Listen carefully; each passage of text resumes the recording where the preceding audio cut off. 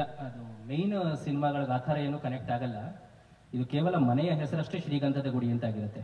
But ಈ 4 ಪಾತ್ರದ ಒಂದು ಸರ್ಕಮ್ಸ್ಟೆನ್ಸಸ್ ಏನಿದೆ ಅದು ಆ ಎಲ್ಲ ದಿಗ್ಗಜ ನಟರು ಮಾಡಿರುವಂತಹ ಪಾತ್ರದ ಪ್ರಕೃತಿಯೇ ಆಗಿರುತ್ತೆ. ಉದಾಹರಣೆಗೆ ಮುತ್ತುರಾಜ್ ಒಂದು ತುಂಬಾ ಸೌಮ್ಯ ಸ್ವಭಾವ, ಇವನು ದಾರಿ ತಪ್ಪಿದ ಮಗ, ಅವನು ಯಾವಾಗಲೂ ರೆಬಲ್ ಸ್ಟಾರ್, 3ನೇ ಅವನು. ಕೊನೆ ಅವನು ತುಂಬಾ ಸಿಂಪಲ್, 3 ಜನ ಅಣ್ಣಂದ್ರೆ ಚೆನ್ನಾಗಿದ್ರೆ ಸಾಕು ಅನ್ನೋ ತರ. ಸೊ ನಮ್ಗೆ ಒಂದು ಸೀರಿಯಲ್ ಅಲ್ಲಿ ನೋಡಿ, ಒಬ್ಬ ಹೀರೋ ಒಂದು ಕೋಪಿಷ್ಟ ಆಗಿರ್ತಾನೆ ಅಥವಾ ಸೌಮ್ಯ ಸ್ವರೂಪಿ ಆಗಿರ್ತಾನೆ. ಇಲ್ಲಿ ನಮ್ಗೆ 4 ಪಾತ್ರದ ಹೆಚ್ಚು ಕಮ್ಮಿ ನವರಸಗಳು ಬಂದಾಗ ಆಗ್ಬಿಡುತ್ತೆ. ಕೊನೆಗೆ ಅವಳು ಬಂದು ಆ 4 ಜನನ ಒಂದು ದಾರಿಗೆ ತರ್ತಾಳ. ಅವ್ರು ಹೇಳಿದಾಗೆ ಅಷ್ಟು ಕೊಳಕಾಗಿರೋ ಮನೆಯನ್ನ ಸಸ್ಟೈನಬಲ್ ಮಾಡಬೇಕು ಇಡೀ ದೇಶಕ್ಕೆ ಅಂತ ಹೊರಟಿರ್ತಾಳೆ ಅವಳು. ಬಟ್ ತನ್ನ ಮನೆಯೇ ಆ ಪರಿಸ್ಥಿತಿನಲ್ಲಿರುತ್ತೆ. ಅದನ್ನ ಅವಳು ಸರಿ ಮಾಡ್ತಾಳ ಅನ್ನೋದೇ ಕಥಾಹಂದರ. ಬಟ್ ಅದು ಯಾವುದೇ ಆ ಹಳೆ, ಯಾಕಂದ್ರೆ ದೊಡ್ಡ ಮನೆಯ 3 ಜನರು ಆ ಸಿನಿಮಾವನ್ನ ಮಾಡಿದ್ದಾರೆ, ಶ್ರೀಗಂಧದ ಗುಡಿ. ಸೊ ಅದಕ್ಕೂ ಮತ್ತು ಇದಕ್ಕೂ ಯಾವುದೇ ಸಂಬಂಧ ಇಲ್ಲ. ಅವರ ಅಣ್ಣ ಅವರ ಅಭಿಮಾನಿ ಆಗಿರೋದ್ರಿಂದ ಮಕ್ಕಳಿಗೂ ಅಣ್ಣ ಅವರಿಗೆ ಸಂಬಂಧಪಟ್ಟ ಹೆಸರು, ಅವರ ಮನೆಗೂ ಅಣ್ಣ ಅವರ ಸಂಬಂಧಪಟ್ಟ ಹೆಸರು ಇಟ್ಟಿರ್ತಾರೆ. ಇಷ್ಟೇ ಕಥೆ. ಸರ್, ನೀವು ಅವಾಗಲೇ ಹೇಳಿದ್ರಿ ಹುಡುಗರ ಸ್ಟೋರಿ ಇದು ಚೆನ್ನಾಗಿರುತ್ತೆ ಅಂತ. ಹುಡುಗಿ ಬಂದ್ಮೇಲೆ ಅಲ್ವಾ ಚೆನ್ನಾಗಾಗೋದದು. ಟೆಲಿವಿಷನ್ ಸೀರಿಯಲ್ಸ್ ಅಂದಾಗ ಹೆಚ್ಚು ಫೀಮೇಲ್ ಕ್ಯಾರೆಕ್ಟರ್ಸ್ ಮೇಲೆ ಅಥವಾ ಫೀಮೇಲ್ ಪಾತ್ರಗಳ ಮೇಲೆ ಹೆಚ್ಚು ಯಾವಾಗಲೂ ಸರ್ಕ್ಯುಲೇಟ್ ಆಗುತ್ತೆ ಕಥೆ.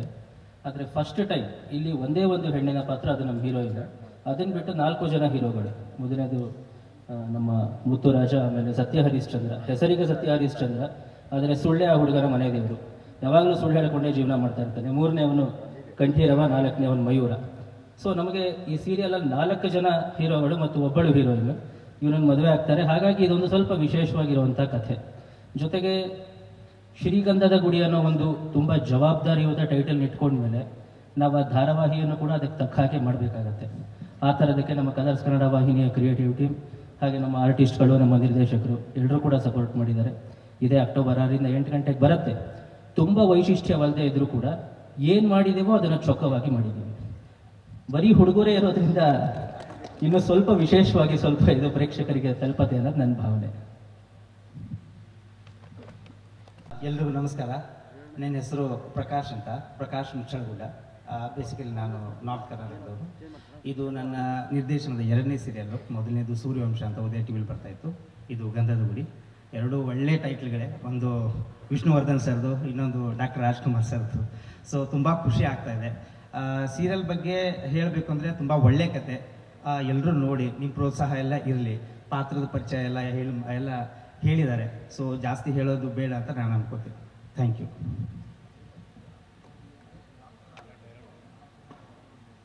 ಹಾಂ ಸರ್. ಹಾಂ ಸರ್. ಸರ್, ಈಗ ಗಂಧದ ಗುಡಿ ಸಿನಿಮಾಗೂ ನಮ್ಮ ಸೀರಿಯಲ್ಗೂ ಸಂಬಂಧ ಇಲ್ಲ. ಒಂದು ಬ್ಯೂಟಿಫುಲ್ ಟೈಟ್ಲು ಗಂಧದ ಗುಡಿ ಅನ್ನೋದು, ಅದು ಅಜರಾಮರ, ಅದನ್ನ ಅಳ್ಸಕ್ಕಂತೂ ಆಗಲ್ಲ. ಅದೇ ಥರದ ಒಂದು ಕತೆ ಇದೆ, ಸರಿನಾ?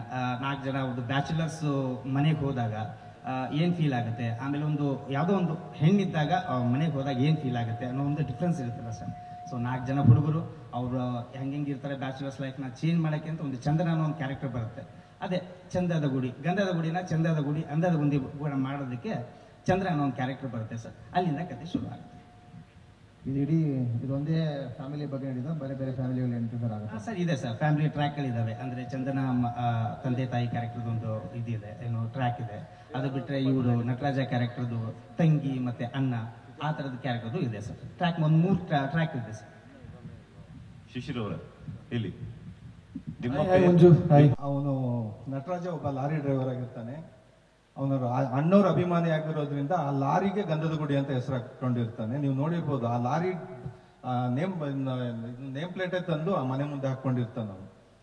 ಅಷ್ಟೇ ಅದ್ರ ಉದ್ದೇಶ, ಇನ್ನೇನು ಇಲ್ಲ. ಹೆಣ್ಮಗು ಬಂದ್ಮೇಲೆ ಒಳ್ಳೇದಾಗತ್ತೆ. ಅದೇ ಹೇಳಿದೆ ನಾನು, ಹೆಣ್ಮಕ್ಳಿಗೆ ಆಕ್ಚುಲಿ ಶಾಪ. ಎಲ್ಲದ್ರಲ್ಲೂ ಏನ್ ಮಾಡ್ತಾರೆ ಅಂದ್ರೆ, ಕೂಡು ಕುಟುಂಬ ಇರುತ್ತೆ, ಒಬ್ಳು ಬಂದ್ಲು ಅಂದ್ರೆ ಹಾಳಾಯ್ತು ಅಂತ ಹೇಳ್ತಾರೆ. ಇದು ಆಪೋಸಿಟ್ ಆಗಿದೆ.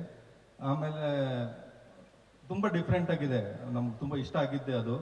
ನಮ್ಮಲ್ಲೇ ಒಂದು ಚಾನಲ್ಗೂ ತುಂಬಾ ಧೈರ್ಯ ಬೇಕು. ನೀವು ಫಸ್ಟ್ ಪ್ರೊಮೋ ನಿಮ್ಗೆ ತೋರಿಸ್ಲಿಲ್ಲ ಇಲ್ಲಿ, ನೀವು ಫಸ್ಟ್ ಪ್ರೊಮೋ ನೋಡಿ. ಒಂದು ಹೆಣ್ಮಗು, ಒಂದು ಮೆಗಾ ಸೀರಿಯಲ್ ಮಾಡೋದೇ ಒಂದು ಹೆಣ್ಮಕ್ಳಿಗೋಸ್ಕರ, ಹೆಣ್ಮಕ್ಳು ಇರ್ಬೇಕು ಅಂತ. ಫಸ್ಟ್ ಪ್ರೊಮೋಲಿ ಒಂದು ಹೆಣ್ಣು ಫೇಸೇ ಇಲ್ಲ ಆ ಪ್ರೊಮೋಲಿ. ಅಲ್ಲೇ ನಿಮ್ಗೊಂದು ಏನೋ ಬೇರೆ ಮಾಡಿದ್ದಾರೆ ಅಂತ ಅನ್ಸುತ್ತೆ. ಧನ್ಯವಾದ. ಶಿಶಿರ್ ಸರ್, ಈಗ 100 ಎಪಿಸೋಡ್ ಆದ್ಮೇಲೆ ಒಳ್ಳೆ ಕ್ವೆಶ್ಚನ್ ಇದು. ನಾನು ಕೇಳ್ಬೇಕು, ಯಾರು ಕೇಳಲಿ ಅಂತ ಕಾಯ್ತಾ ಇದ್ದೆ ಇದನ್ನ. First time in my career ನನಗೆ ಪೇರಿಲ್ಲ ಸೀರಿಯಲ್ ಅಲ್ಲಿ. ಓಕೆನಾ? ಸೊ ಅದೇ ನನಗೆ ಎಕ್ಸೈಟ್ ಮಾಡಿದ್ದೆ ಅದು. ಫಾರ್ ಎಕ್ಸಾಂಪಲ್, ನಾನು ಇಷ್ಟು ವರ್ಷ ಮಾಡ್ಕೊಂಡ್ ಬಂದಿರೋದು ಒಂದು ಹೀರೋ, ಒಂದು ಹೀರೋಯಿನ್, ಆ ಹೀರೋಯಿನ್ ಮಧ್ಯೆ ಲವ್ವು, ಜಗಳ, ಸಾಮರಸ್ಯ, ತಾರತಮ್ಯ, ಈ ತರ ತೋರಿಸ್ಕೊಂಡು ಹೋಗುವಂತ ಕಥೆಗಳನ್ನ ಮಾಡ್ಕೊಂಡ್ ಬಂದಿದ್ದೀನಿ. ಏನಕ್ಕೆ ಗಂಧದ ಗುಡಿ ಅಂತ ಬಂದಿದ್ದೆ ಇದಕ್ಕೆ, ಬಿಕಾಸ್ ತುಂಬಾ ಕನ್ವೆನ್ಷನಲ್ ಸಬ್ಜೆಕ್ಟ್ ಇದು. ಇಲ್ಲಿ 4 ಜನ ಲೀಡ್ಗಳಂತ ಆಗ್ತಾರೆ, ಅಪ್ಪನೂ ಒಂದು ಮುಖ್ಯವಾಗಿ ಪಾತ್ರವನ್ನು ವಹಿಸ್ತಾರೆ. ಅದೆಲ್ಲದನ್ನು ಮೀರಿ ಮನೆ ಒಂದು ಪಾತ್ರ ವಹಿಸುತ್ತೆ. ಸರ್ ಕೇಳಿದ ಹಾಗೆ ಗಂಧದ ಗುಡಿ ಏನಕ್ಕೆ ಅಂತ ಕೇಳಿದ ಹಾಗೆ, ಮನೆಗೆ ನಾವು ಗಂಧದ ಗುಡಿ ಅಂತ ಏನಕ್ಕೆ ಹೆಸರಿಟ್ಟಿದೀವಿ ಅಂದ್ರೆ, ಆ ಗಂಧದ ಗುಡಿಗೆ ತದ್ವಿರುದ್ಧವಾಗಿರುತ್ತೆ ನಮ್ಮ ಮನೆ. ಸೊ ಆ ಮನೆಯನ್ನ ನಿಜವಾಗ್ಲೂ ಗಂಧದ ಗುಡಿ ಮಾಡಕ್ಕೆ ಇವಳು ಏನಕ್ಕೆ ಬರ್ತಾಳೆ ಅನ್ನೋದೇ ಒಂದು ಕಥೆ ಆಗಿರುತ್ತೆ. ಸೊ ಫಸ್ಟ್ ಟೈಮ್ ನನಗೆ ಪೇರಿಲ್ಲ ನಿಮ್ಗೆ ಅಂತ ಹೇಳಿದಾಗ, ಇಲ್ಲಿ ಇವನು ಯಾವ ತರ ಇರ್ತಾನೆ ಅಂದ್ರೆ, ಮನೆಯಲ್ಲಿ ನಿಮ್ ತಾಯಿ ಯಾವ ತರ ಇರ್ತಾರೆ, ನಿಮ್ಮೆಲ್ಲರೂ ತಾಯಿಂದಿರು, ನನ್ನ ತಾಯಿ ಯಾವ ತರ ಇರ್ತಾರೆ, ತಮ್ಮಂದಿರನ್ನ ತನ್ನ ಸ್ವಂತ ಮಕ್ಕಳಂತೆ ಅವ್ರನ್ನ ಜೋಪಾನವಾಗಿ ಕಾಪಾಡಿಕೊಂಡು ಅವರು ಚೆನ್ನಾಗಿ ಬೆಳೆದು ಯಶಸ್ಸು ಕಾಣಬೇಕು ಅನ್ನೋ ಒಂದೇ ಒಂದು ಯೋಚನೆ ಮಾತ್ರ ಅವನಿಗಿರುತ್ತೆ. ಅದು ಬಿಟ್ಟು ಬೇರೆ ಏನೂ ಆಲೋಚನೆ ಇರಲ್ಲ. ಹಾಗಾಗಿ ಅವನಿಗೆ ಯಾವುದೇ ರೀತಿಯಾದಂತಹ ಲವ್, ಅಟ್ರಾಕ್ಷನ್ ಈ ತರದ್ದು ಯಾವುದೂ ಇರಲ್ಲ. ಅದೊಂದೇ ಒಂದು ಗುರಿ ಆಗಿರುತ್ತೆ ಅಷ್ಟೇ. ಇಡೀ ಸೀರಿಯಲ್ ಸಿಂಗಲ್ ಸಿಂಹ ಅಂತನ ಹೇಳಕ್ಕಾಗಲ್ಲ ಸರ್, ಒಂದ್ ಸಿಮ್ಮಿಡಿ ಬರ್ಬೋದು ಮುಂದಕ್ಕೆ, ಗೊತ್ತಿಲ್ಲ ನಂಗೆ.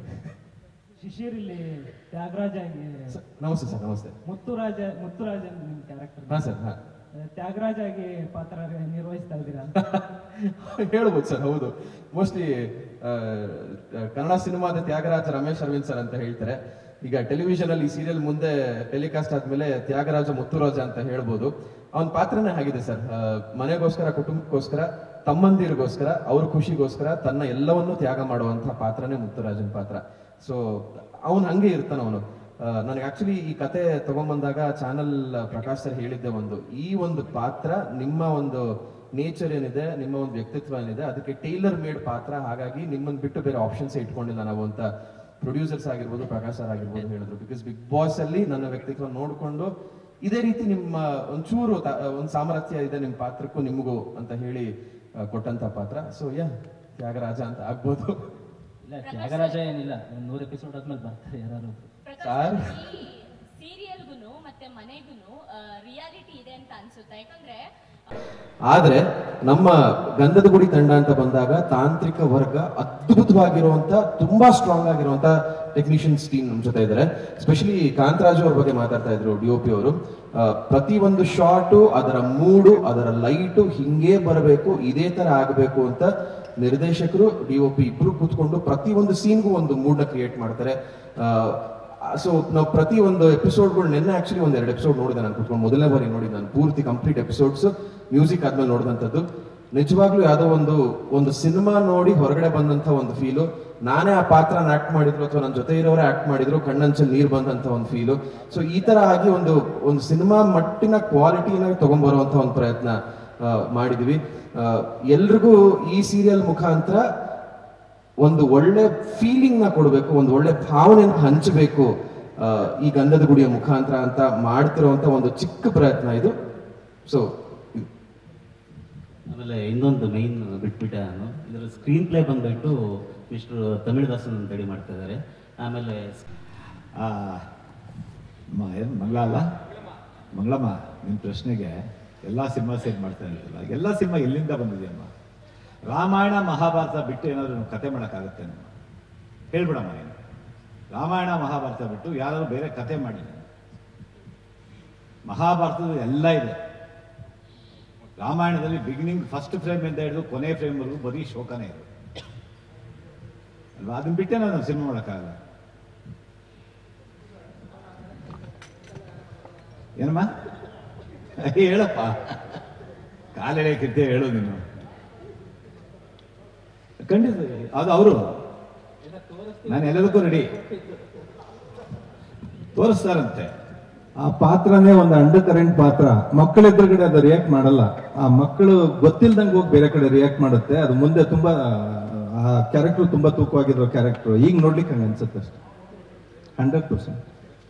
ಬಹುಶಃ ಮೋಕ್ಷ ಅಂಡ್ ಮನು ನನ್ನ ಆಡಿಷನ್ ಅಂತ ಏನಾದ್ರು ಮಾಡಿದ್ರೆ ನನ್ನ ಲೈಫಲ್ಲಿ ಈ ಸೀರಿಯಲ್ಗೆ ಆಡಿಷನ್ ಸ್ಕ್ರೀನ್ ಟೆಸ್ಟ್ ಇಂಗ್ಲಿಷ್ ಬರಲ್ಲಪ್ಪ ನನಗೆ. ಸ್ಕ್ರೀನ್ ಟೆಸ್ಟ್ ಅಂತ ಮಾಡಿದ್ರೆ ಅದು ಒಂದ್ಸತಿ ಅಲ್ಲ, ಅದೊಂದು 4 ಸತಿನೋ 5 ಸತಿನೋ ಮಾಡಿರ್ಬೇಕು. ನನ್ನ ಲೈಫಲ್ಲಿ ಇದೆ ಫಸ್ಟ್. ನನ್ನ ಮೊದಲನೇ ಸಿನಿಮಾನು ನಾನು ಆಡಿಷನ್ಗೆ ಹೋಗಿಲ್ಲ, ಸ್ಕ್ರೀನ್ ಟೆಸ್ಟ್. ಅವಾಗೆಲ್ಲ ಸ್ಕ್ರೀನ್ ಟೆಸ್ಟ್ ಅಂತ ಇರಲಿಲ್ಲ, ಆಡಿಷನ್ ಅಂತ ಇದ್ರು. ಅಲ್ಲ ಗೊತ್ತು ಚೆನ್ನಾಗಿ, ಆದ್ರೂ ಕರ್ಸ್ಕೊಳ್ಳೋರು ಏನು ಮಾಡೋಕ್ಕಾಗಲ್ಲ. ಇಲ್ಲಿ ಒಂದು ಸಿನಿಮಾ ಒಬ್ಬ ಡೈರೆಕ್ಟರ್ ಡಿಸೈಡ್ ಮಾಡ್ತಾರೆ, ಒಬ್ಬ ಪ್ರೊಡ್ಯೂಸರ್ ಡಿಸೈಡ್ ಮಾಡ್ತಾರೆ. ಇಲ್ಲ ಆಗಲ್ಲ. ಓಕೆ, ಒಬ್ಬರಿಂದ ಒಬ್ರು ಒಪ್ಕೊಳ್ಳೋ ಅಷ್ಟೊತ್ತಿಗೆ ಬಹಳ ಕಷ್ಟ ಇದೆ. ಬೀಡಿ ಖಾಲಿ ಆಯ್ತು ಅಷ್ಟೇ ಆಡಿಷನ್. ಆದ್ರೂ ಜ್ಯೂಸ್ ಹಾಕ್ತೀವಿ ಸರ್, ಬೀಡಿ ರಿಯಲ್ ಕೊಡ್ಬೇಕು. ಎಲ್ಲ ಮಾಧ್ಯಮ ಮಿತ್ರರಿಗೆ ಧನ್ಯವಾದಗಳು. ಈಗ ಫೋಟೋಶೂಟ್ ನಡೆಯುತ್ತೆ, ಅದಾದ ನಂತರ ಇಂಡಿವಿಜುವಲ್ ಇಂಟರ್ವ್ಯೂಗಳನ್ನ ತಗೋಬಹುದು ಗ್ರೂಪ್ ಫೋಟೋಗಳಿಗೆ. ಆ್ಯಂಡ್ ನನ್ನ ಪಾತ್ರದ ಬಗ್ಗೆ ಸ್ವಲ್ಪ ಡೆಪ್ತಲ್ಲಿ ಹೇಳಬೇಕಂದ್ರೆ, ಈ ಚಂದನ್ ಅನ್ನೋ ಪಾತ್ರ ಏನಿದೆ, ನಾನು ಮುಂಚೆ ಮಾಡಿರೋಂಥ ಪಾತ್ರಗಳಿಗಿಂತ ತುಂಬ ಡಿಫ್ರೆಂಟ್ ಇದೆ. ಬಿಕಾಸ್ ನಾನು ಮುಂಚೆ ಮಾಡಿರೋ 2 ಪಾತ್ರ ಆ್ಯಸ್ ಲೀಡ್ ಸೀರಿಯಲಲ್ಲಿ ತುಂಬ ನನಗೆ ಹತ್ತಿರವಾಗಿತ್ತು ಸಂಜನಕ್ಕೆ. ಬಟ್ ಚಂದನದಲ್ಲಿ ಅವಳು ತುಂಬ ಆ್ಯಂಬಿಷಿಯಸ್, ನಾನು ಆ್ಯಂಬಿಷಿಯಸ್ ಬಿಟ್ಟರೆ ಬೇರೆ ಯಾವ ರೀತಿಯೂ ನನಗೆ ಅಷ್ಟು ಸಿಮಿಲರ್ ಅಂತ ಅನಿಸ್ಲಿಲ್ಲ. ಸೊ ತುಂಬ ಚಾಲೆಂಜಿಂಗ್ ಇರುತ್ತೆ ಅಂತ ಅನಿಸ್ತು. ಆ್ಯಂಡ್ ಇನ್ನೊಂದು ಬಂದು ನಮ್ಮ ಶ್ರೀಗಂಧದ ಗುಡಿ ಧಾರಾವಾಹಿ ಕಾಮಿಕಲ್ ಡ್ರಾಮಾ.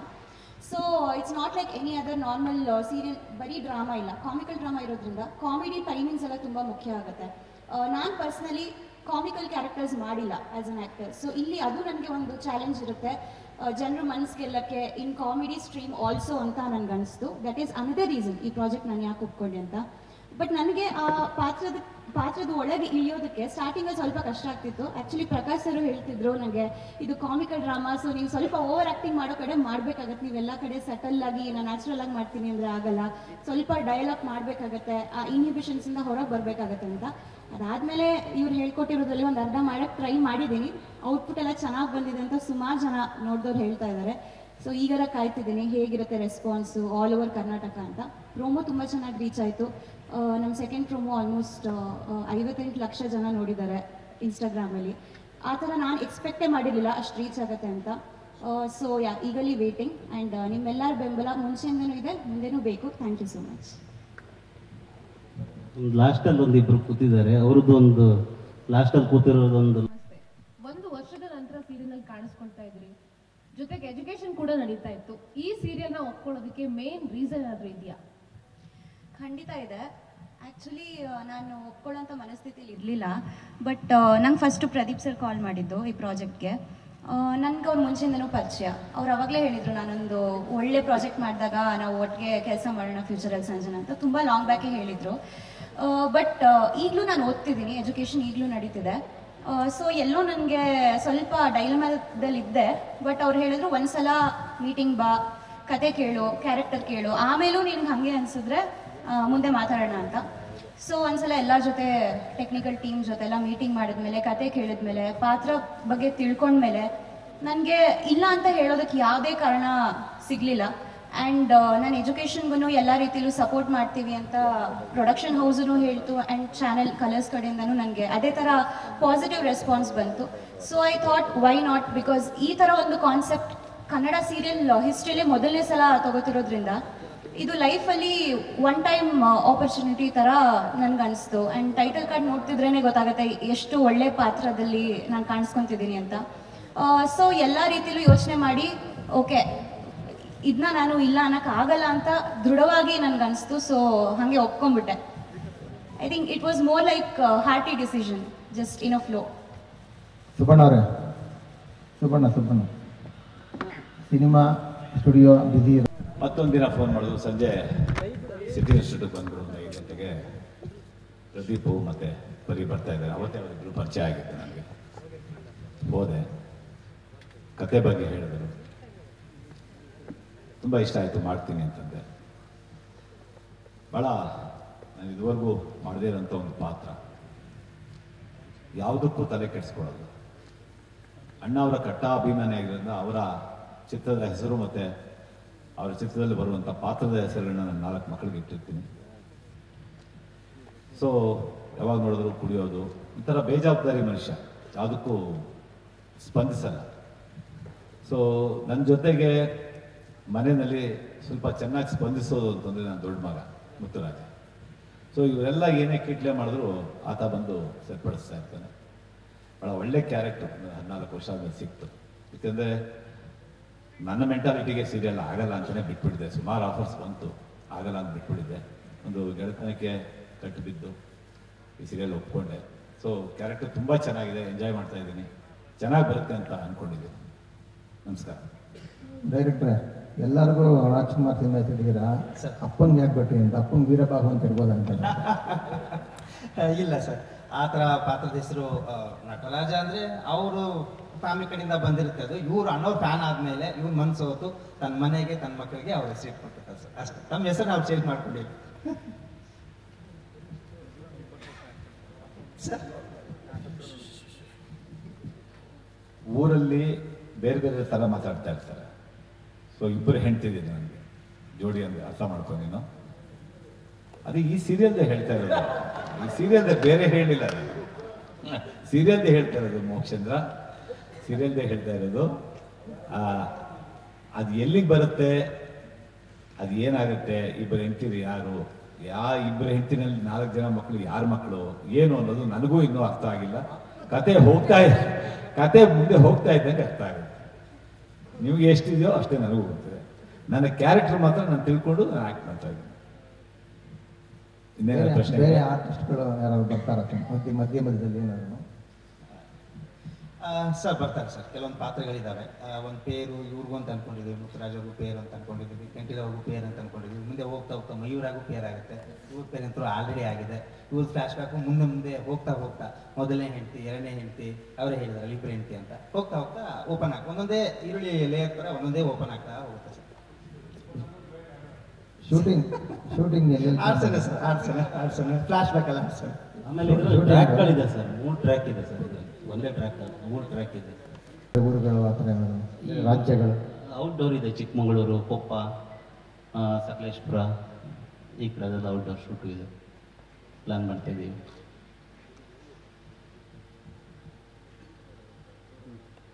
ನಮ್ಮ ಹೀರೋನು ಬರ್ತಾರೆ ಸ್ವಲ್ಪ ದಿನದಲ್ಲೇ, ಅಂದರೆ ಗ್ಯಾರೇಜ್ ಲವ್ ಸ್ಟೋರಿ.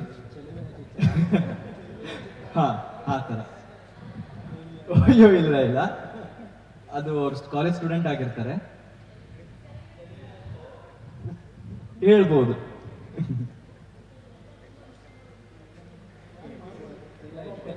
ಇದು ಸಿನಿಮಾ ತರಾನೇ.